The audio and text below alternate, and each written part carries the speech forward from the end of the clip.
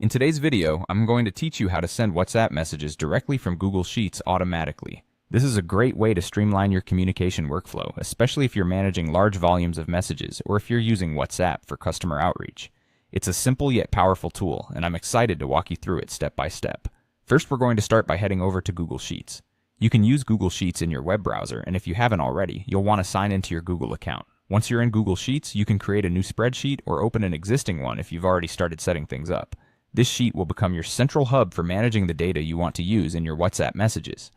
Next, you'll want to enter your data. This typically includes the phone numbers you intend to message and any other vital data that you might want to include in your communications.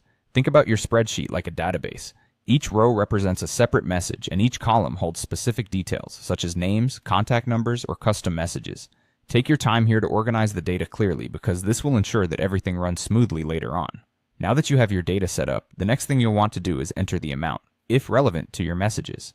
This might be useful if you're sending messages about payments, account balances, or transactions. Adding this precise data ensures that each recipient gets a message tailored to their specific situation. The next step involves writing a formula. In one of the cells, you can input a formula that compiles all your data into the format of the message you want to send.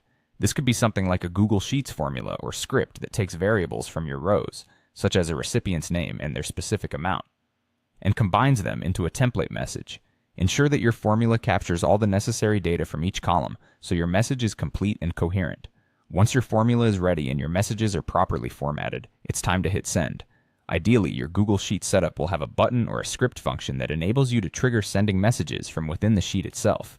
This functionality is what automatically links your data with WhatsApp's messaging system. Finally, after you click send, WhatsApp will open and you'll be prompted to scan the QR code if you're not already logged in. Once logged in, the prepared messages are queued up in your WhatsApp's web interface. Simply review them to ensure everything looks good, and then hit send to dispatch them to your recipients.